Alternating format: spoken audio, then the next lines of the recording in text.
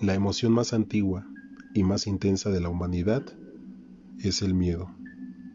Y el más antiguo y más intenso de los miedos es el miedo a lo desconocido. Sean todos bienvenidos a su paraginóspito. Comenzamos.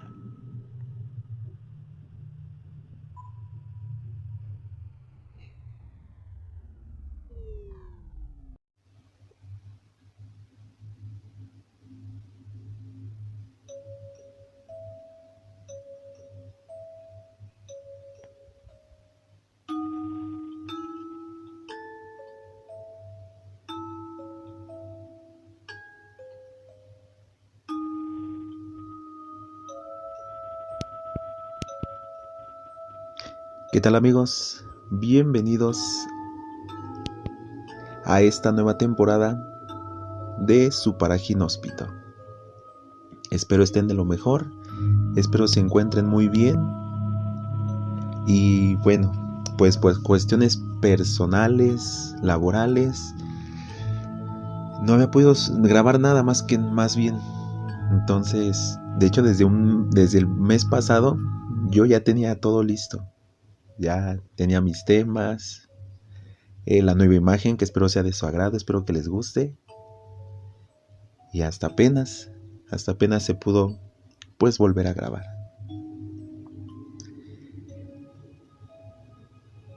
Honestamente me quedo sin palabras porque a pesar de que he estado inactivo pues estos meses, al podcast le va bastante bien y en verdad se los agradezco. Les agradezco que a pesar de todo sigan reproduciendo los capítulos o los hagan sus favoritos, los compartan, los recomienden. Y qué mejor que recibir eso a pesar de pues de no estar activo. El día de hoy les traigo un tema bastante interesante. Es un tema que yo creo que muchos de ustedes han escuchado. Y se trata nada más nada menos que del caso del experimento ruso del sueño. Hay documentales, hay películas basadas en este caso, pero yo especialmente les traigo una historia contada de una manera en la que ustedes puedan sentirla un poco y vivirla y tener un poco más allegada a lo que se rumora que pasó pues en ese tiempo. Hay miles de historias. No sabemos si es verdad, no sabemos si es mentira, pero pues aquí pues yo les traigo el siguiente caso.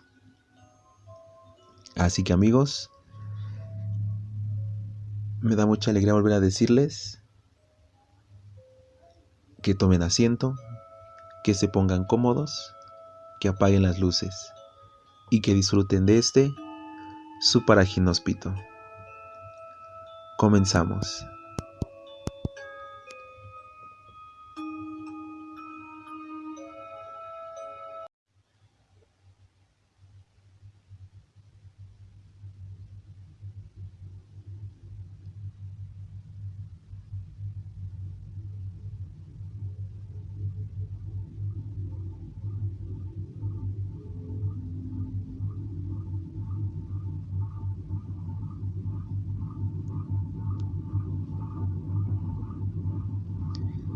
El experimento ruso del sueño.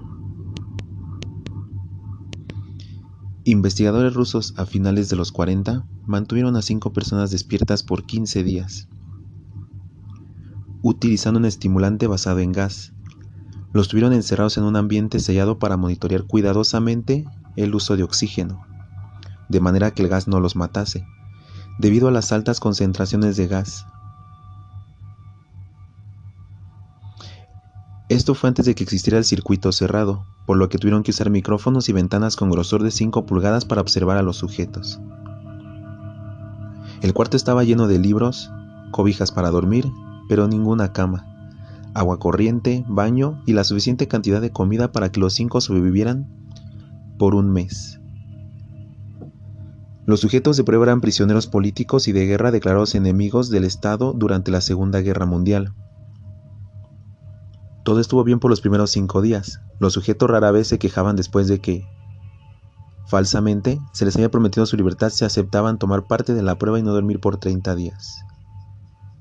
Sus conversaciones y actividades fueron monitoreadas y los científicos notaron que conforme pasaba el tiempo, ellos hablaban sobre incidentes traumáticos de su pasado.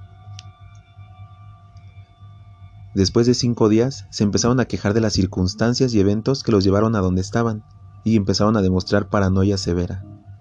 Dejaron de hablar entre ellos, y comenzaron a murmurar de manera alterna en los micrófonos. De manera extraña, todos parecían creer que podían ganar la confianza de sus captores y traicionaban a sus camaradas. En un principio se creyó que esto era un efecto del gas. Después de 9 días, el primero de ellos empezó a gritar. Corría por todo el cuarto gritando repetidamente por 3 horas seguidas. Después trató de continuar gritando, pero solo podía dar un grito ocasional. Los científicos postularon que físicamente se había destrozado las cuerdas bucales. La parte más sorprendente de este comportamiento fue cómo sus compañeros reaccionaron a esto. O mejor dicho, cómo no reaccionaron. Continuaban murmurando en los micrófonos hasta que el segundo de los prisioneros comenzó a gritar. 2 de los prisioneros que no gritaban tomaron los libros y llenaron página tras página de sus propias heces, y de manera calmada los pusieron sobre las ventanas del cuarto. Los gritos cesaron de repente, al igual que los murmullos de los micrófonos. Pasaron otros 3 días. Los investigadores checaban los micrófonos constantemente para asegurarse de que trabajaban, porque creían que era imposible no escuchar sonidos de 5 personas dentro. El consumo de oxígeno indicaba que los 5 debían seguir vivos. De hecho, el consumo de oxígeno era el necesario para 5 personas que hacían ejercicio extenuante. En la mañana del 14º día, los investigadores hicieron algo que no debían hacer para llamar la atención de los prisioneros. Utilizaron el intercom dentro del cuarto, esperando provocar respuestas de los prisioneros, pues temían que estuviesen muertos o en estado vegetal. Anunciaron: abriremos el cuarto para probar los micrófonos. Aléjense de las puertas y acuéstense con las manos atrás en el piso o se les disparará. Se les otorgará la libertad a uno de ustedes si obedecen. Para su sorpresa, escucharon solo una frase con voz calmada: no queremos ser liberados. Hubo un gran debate entre los investigadores y fuerzas militares que financiaban el proyecto. Sin poder provocar más respuestas utilizando el intercom, finalmente se decidió abrir el cuarto a la medianoche del día número 15. Se limpió el gas del cuarto y se llenó de aire fresco. Inmediatamente voces de los micrófonos empezaron a objetar. 3 voces diferentes rogaban por la vida de sus seres queridos, que encendieran el gas nuevamente. Se abrió el cuarto para sacar a los prisioneros. Gritaron más fuerte que nunca, al igual que los soldados, cuando vieron lo que había dentro. 4 de los sujetos seguían vivos. Las raciones de los pasados 5 días no habían sido tocadas. Habían pedazos de carne de las costillas y pantorrillas del sujeto muerto colocados dentro del drenaje dentro del centro de cuarto, bloqueándolo, permitiendo que 4 pulgadas de agua se acumularan en el piso. Los 4 sobrevivientes también tenían pedazos de piel y carne arrancada de sus cuerpos. La destrucción de tejidos y la exposición de huesos en la punta de sus dedos indicaba que las heridas fueron infligidas por las manos y no con los dientes, como era de suponerse. Al examinarlos, se descubrió que la mayoría de las heridas fueron aún infligidas en su mayoría. La piel y los órganos detrás de las costillas fueron removidos, mientras que el corazón, los pulmones y el diafragma seguían en su lugar. El tracto digestivo de los 4 sujetos podía verse trabajar, digiriendo comida. Rápidamente se hizo aparente, estaban digiriendo su propia carne, y que ellos la arrancaron y se la comieron en el transcurso de los días. La mayoría de los soldados eran fuerzas especiales rusas en las instalaciones, pero aún así, muchos se negaron a regresar al cuarto para sacar a los prisioneros. Estos, sin embargo, insistían a gritos que los dejaran dentro, y de manera alterna rogaron y demandaron que se encendiera el gas nuevamente, para evitar quedarse dormidos. Para sorpresa de todos, los sujetos pusieron una resistencia feroz durante la extracción. Un soldado ruso falleció cuando uno de los sujetos le mordió el cuello. Otro fue gravemente herido cuando otro de los prisioneros le mordió la arteria femoral y los testículos. Otros 5 soldados perdieron la vida, si se cuentan aquellos que se quitaron la vida en las semanas consecuentes al incidente.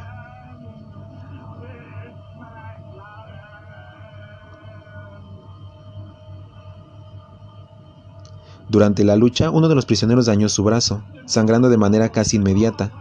Se intentó sedar al sujeto, pero fue imposible. Se le inyectó más de 10 veces de la dosis humana de morfina y aún así luchó como un animal rodeado, rompiendo las costillas un brazo de un doctor.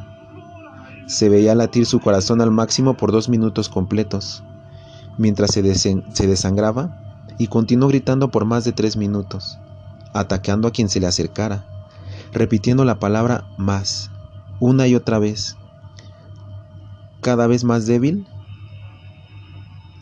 hasta que por un momento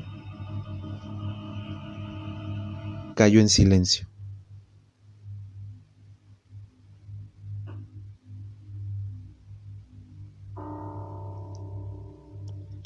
Los otros 3 sobrevivientes fueron inmovilizados fuertemente y llevados a las instalaciones médicas. 2 de ellos, con cuerdas vocales intactas, demandaban continuamente más gas para permanecer despiertos. El más herido de los 3 fue llevado al único cuarto de cirugía que había en las instalaciones. En el proceso de su preparación para colocar nuevamente sus órganos en su lugar, se notó que el sujeto era totalmente inmune a los sedantes. Peleó furiosamente cuando el gas anestésico se le estaba colocando. Se necesitó un poco más de anestesia de la normal para sedarlo, pero al momento que sus ojos se cerraron, su corazón se detuvo. En la autopsia se encontró que en su sangre había 3 veces la cantidad normal de oxígeno. También se rompió 9 huesos en la lucha por no ser controlado. El segundo sobreviviente era el que primero gritó del grupo. Con sus cuerdas vocales destruidas, no pudo objetar la cirugía y solo reaccionaba agitando violentamente la cabeza en desacuerdo cuando se le administraba el gas anestésico. Afirmó violentamente con la cabeza cuando alguien sugirió hacer la cirugía sin anestesia y no reaccionó durante la misma, que duró 6 horas, en la cual se intentó reemplazar sus órganos abdominales y cubrirlo con lo que quedaba de su piel. El cirujano afirmó que era médicamente imposible que el sujeto siguiera con vida. Una enfermera aterrada que ayudó en la cirugía comentó que la boca del paciente formaba una sonrisa cada vez que sus ojos se encontraban.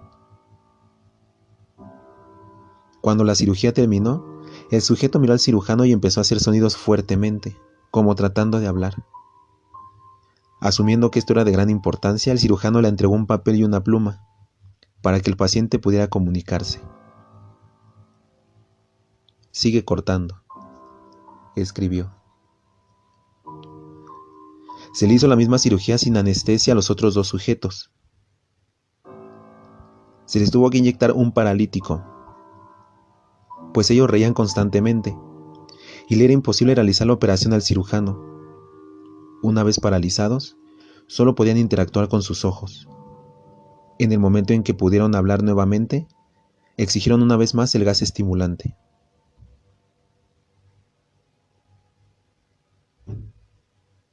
Los investigadores trataron de averiguar por qué se lastimaron de esa forma a sí mismos y por qué querían el gas nuevamente. La única respuesta fue: debo permanecer despierto. Se reforzó a los 3 sujetos y los devolvieron al cuarto, para esperar su destino. Los investigadores, enfrentando la furia de sus benefactores militares por haber fallado las metas del proyecto, consideraron dar eutanasia a los prisioneros. El comandante, un ex KGB, vio potencial en el proyecto y en su lugar decidió ver qué pasaría si ponían el gas nuevamente. Los científicos se negaron rotundamente, pero al final tuvieron que aceptar.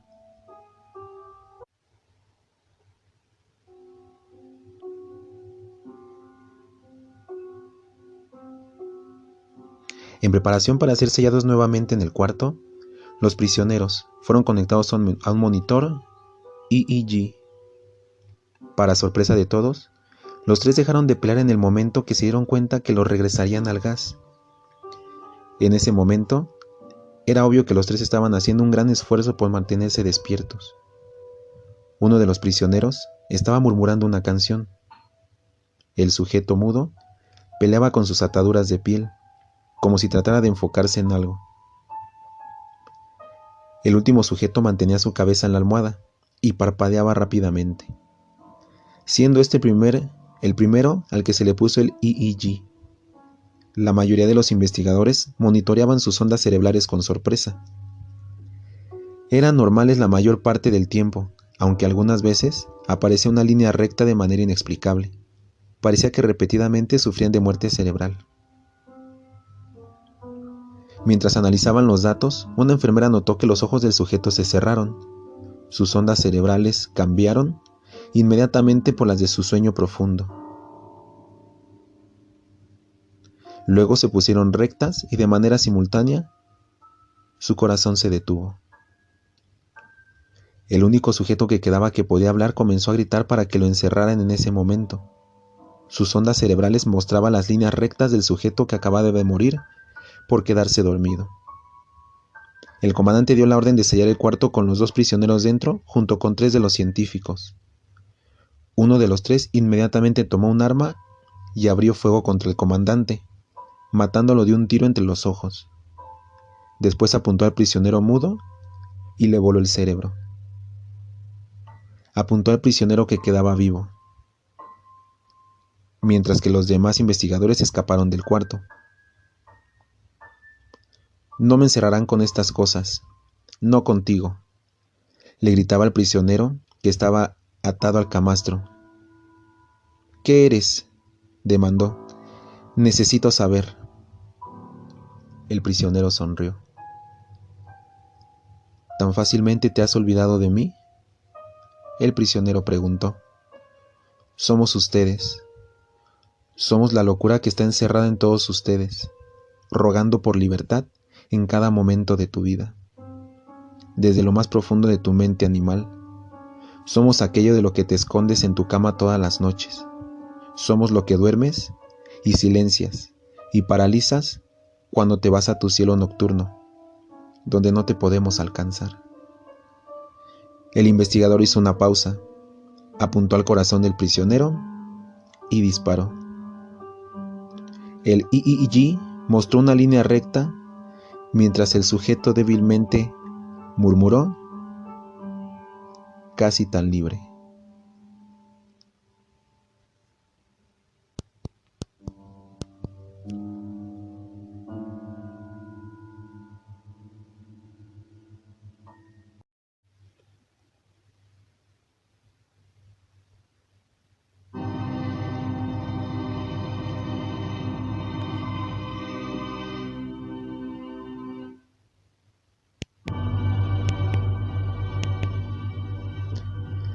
Bueno amigos, ahí tuvieron esta pequeña historia del experimento ruso del sueño. La verdad es que muchos dicen que nada de esto fue real. Todo se basó en un creepypasta que salió hace ya bastante tiempo, ya bastantes años. Y aunque todos sabemos que pues hay muchos videos, hay muchos relatos, hay muchas historias, pues nunca sabremos si en verdad pasó o, como les contaba desde un principio, es solamente ficción.